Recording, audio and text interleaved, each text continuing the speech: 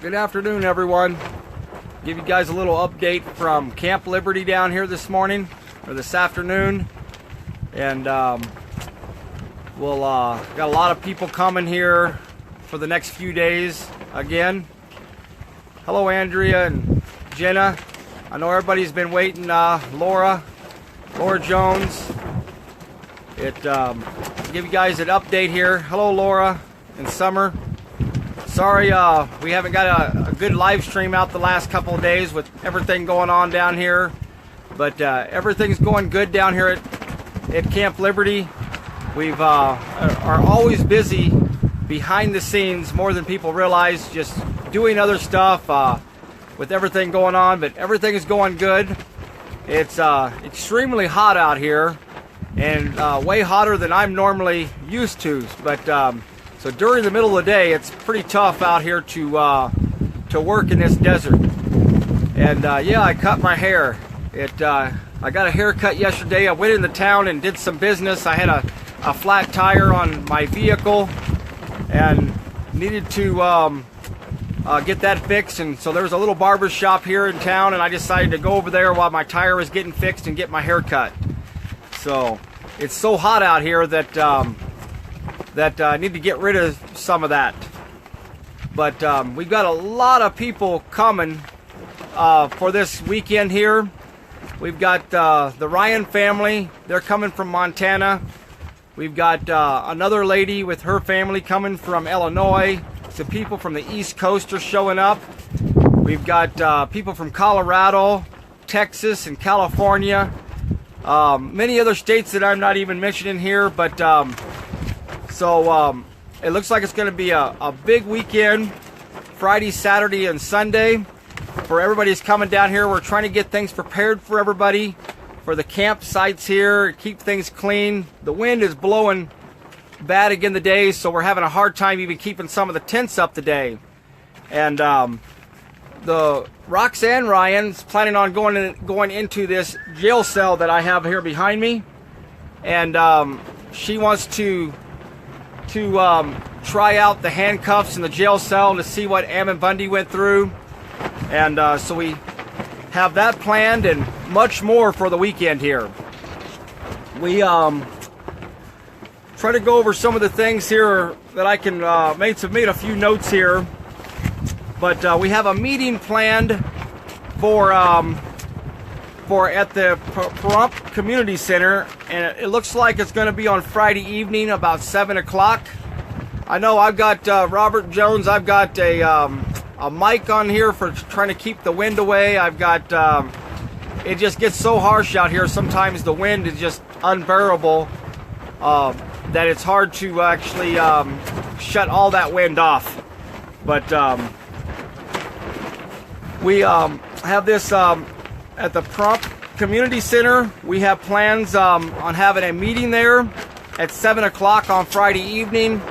We're inviting some of the townspeople, and it'll be about 3-hour meeting. Different speakers will speak, just update you on our future plans, update you on what we plan to keep going with Camp Liberty and other things and other places.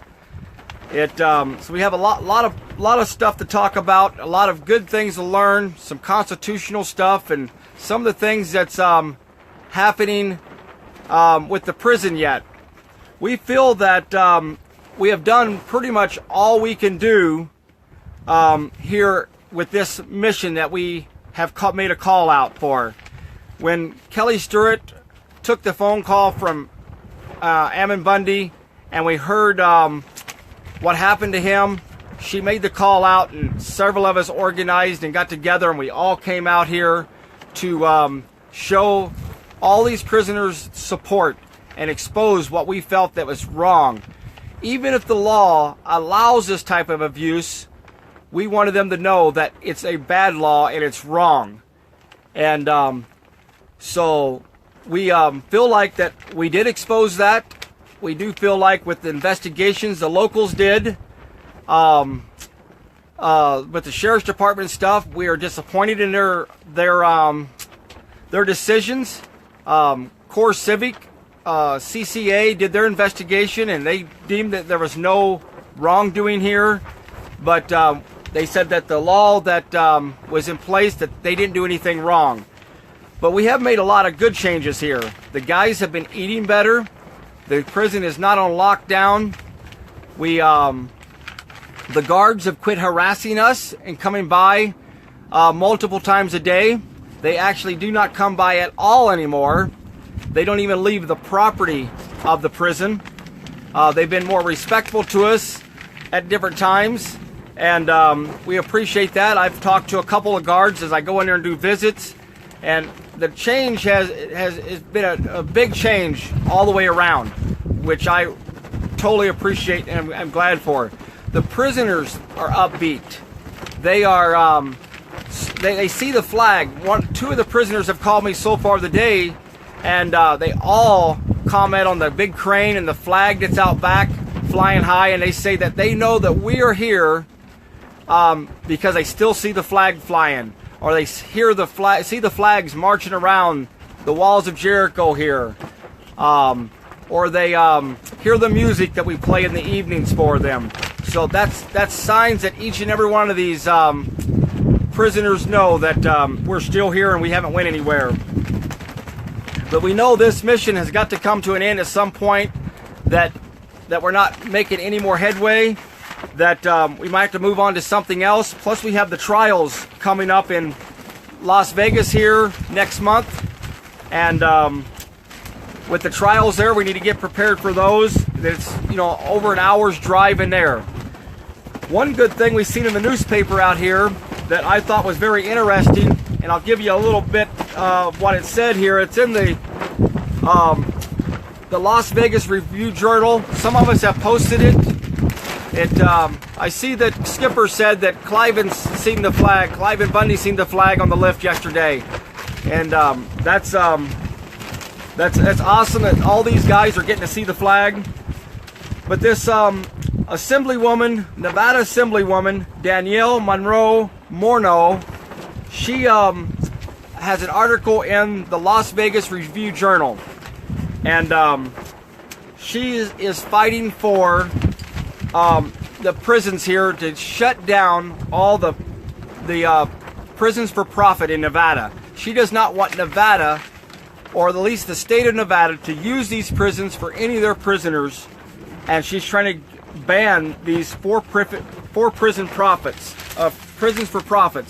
This is probably hard to read it here with the wind there, but at least I give you a little picture of it. And this lady here, some of us have made a call out to her, asking for her to call us, and she is supposed to make contact with us and talk to us about maybe what her goals are, and hear us out for what we are wanting to be heard for. So that's a big deal there.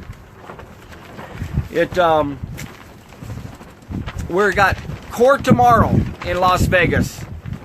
These guys, I know that Eric Parker's wife, Andrea Parker, is going to be back down here for court, and we encourage everyone to show up for court out there. Be court observers. Listen to what's going on there in Las Vegas if you're nearby, and show your support for these guys that have some motions.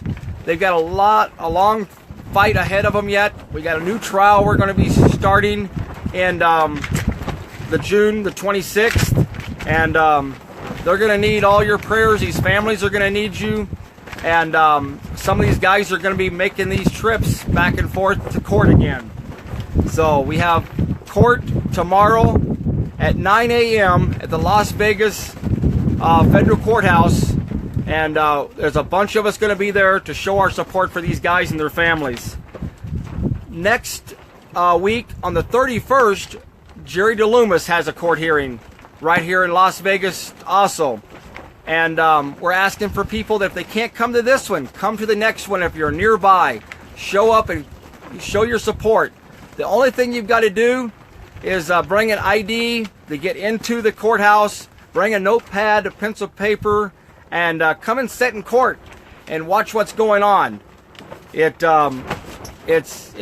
needed. It's needed for the country to hear these things, and not just from us telling you what's going on in court, but we want We want every one of you to hear it. That way you can go tell somebody and it isn't just us. Jenna said again, please post the dates. Yeah, we'll get the dates posted, but tomorrow there is a court date in Las Vegas at the federal courthouse at 9 o'clock. And then next week, thank you, Lisa. Next week at on the 31st, Jerry DeLoomis has a court hearing. And we really need his support. His wife is coming all the way from New Hampshire to be at that court hearing for him. And this is going to be a tough day for him and his family. And so we definitely need your guys' support. We need people to show up. We have something in the works here, and we're wanting to bring it out to you and ask everybody that can to start planning for this. I know the 4th of July weekend is a big day for everyone, for their families, for what it means. But we might need to turn this day into something else because of the way our country is in distress. And we're asking to start planning for a nationwide prison march. It doesn't matter what state you're in, what town you're in across the country. You could be in New York City or Upper New York. You could be in Maine. You could be in Florida. You don't have to come to Nevada or to Oregon. You can do it in your home state. If you're just one person, you can stand. And what we are asking everyone to do is go to a local jail or prison and protest prison abuse and protest our constitutional rights, how these prisoners are being abused. It's no better time than the 4th of July to declare independence from tyranny and demand that we make a big change in this country. The 4th of July, we can do this all across the country. I want pictures from people. I want your stories of what's going to happen or how you're going to plan this. If you're just one person, take out a flag and a sign. Stand there. If it's just a flag and nothing more, stand there with a flag. If you can hold a sign, hold a sign. People will come up and ask you questions. If there is a jail or a prison of some sort in every town or county or state somewhere near you that you can go to. And we're wanting to make a call out to everyone. A nationwide prison march, July 4th. And this is something we're going to keep reminding you of in the last next few weeks as this comes closer, because we think this is a big thing. It's no better day than the 4th of July, Independence Day, to do this. So that's something we've been mulling around here at camp, thinking of other things that we can do. And so we will keep you reminded on that. These tents today are having a hard time just staying here. I'll try to show you the picture of the top of the tent right now, how it's blowing. It's about to blow over, so the wind is really blowing out here right now. Other than that, what we've been doing around camp the last few days, between cleaning, organizing tents, getting ready for new people that's coming through the weekend. We got so many people coming from all over that is calling us, telling us they're on the way. It looks like over a dozen families are coming from across the country. And again, for those that just joining us, the Ryan family, some of them are coming from Montana. We've got people from Illinois coming. We've got people from Colorado, the East Coast, Texas, California. Them are just a few. And so we've got a lot of people coming. Monday might be our last day out here. We're not for sure yet. That is what we're thinking right now, is wrapping up this Camp Liberty mission on Monday and moving on to something else. We feel that we probably have done as much good as we can in this town. We are going to miss it if we do leave. We've met so many great people in this town, and they have extended their hands out to us. And we'll never forget these people, and we want to be able to come back here again if we're needed, and set back up here again on this same place. So but we think at this time it might be time to move on, possibly on Monday. You can still send mail here. Camp Liberty, 1776 East Mesquite Avenue, Parhump, Nevada. You can still send mail, and we will get the mail. Even after we're gone, if there's mail that's en route, I'll have that mail forwarded, and I will get the mail no matter what. We appreciate all the mail we have been receiving and all the packages. It's been just awesome to read these little postcards and letters from people all over the country that's been sending things to us. So we want to thank you guys for all the support everyone has showed us down here. It's been awesome. This weekend's going to be a big weekend. We're going to have people back in these jail cells. We're probably going to move one of these jail cells downtown. So I know that I was told a little bit ago we've already found a spot to set it up downtown. So we're going to have a couple places set up around, not just here. We're also going to set one of these jail cells downtown. We're trying to set another information tent up down the street down here. We need volunteers to help out with some of this stuff. And so if anybody's willing to do that, is going to be here. We welcome your help, and we'll give as much information and out as we can before we do shut down over here.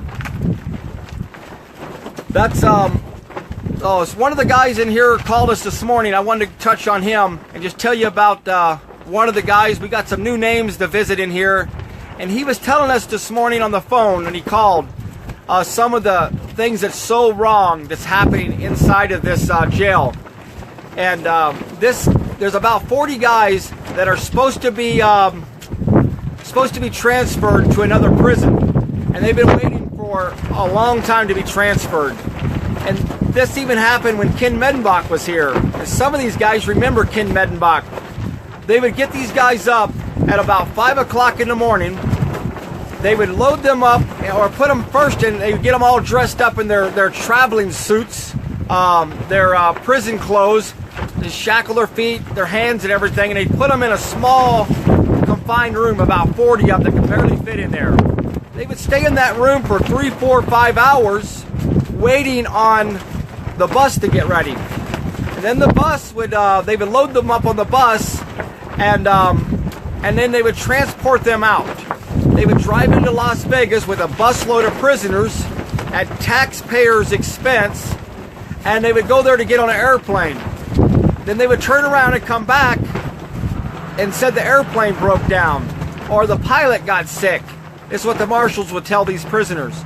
They'd haul them. These guys haven't been found guilty yet. These are guys that are waiting on trial. So just imagine, you haven't been found guilty. You're being held without bond. So you're not guilty yet of any crime because they haven't convicted you, but you're being treated like you're guilty for months and months. And then they treat you this way. The time they get you back here because the plane was broke down or the pilot was sick, whatever the reasons why the guards or the marshals would give them these excuses. They'd get them back to this prison, bring them all the way back at taxpayers' expense, and they would take them out of the bus, unload them, do all their head count, their security, checking them back into the prison because they checked them out earlier that morning, and then they would put them back into prison population. And with doing that, they lost their phone calls, their commissary, all their personal belongings went into evidence type lockers or whatever they call it for protecting all their stuff. And they don't get all their personal property back sometimes for a day or two. They lost their commissary during this transportation move. They lost their phone call rights, not counting all the sleep they lost, not counting just how wore out and tired. They said it's worse than working. They'd rather go out and do a job and have a full-time job than being treated like this and shuffled around in handcuffs and never really knowing what's happening or where they're going. And this is what a couple of the prisoners explained to us today. It's a form of diesel therapy, and this guy said this has been happening for several weeks. And I've been watching these buses as they go, and I've been wondering, because I see every bus that comes out of here because I'm parked right here next to the highway. These buses that come out of here, I see them leave out at 3 o'clock, 5 o'clock in the morning. Then and they're loaded. You can tell the bus is pretty much loaded down. Later on that night, at 8, 9, 10 o'clock at night, sometimes midnight, that same bus comes back loaded. And I can't tell if it's the same prisoners or not, But talking with the prisoners on the phone, they're saying it's the same prisoners, that they've been hauled out of here. One thing that happened is that,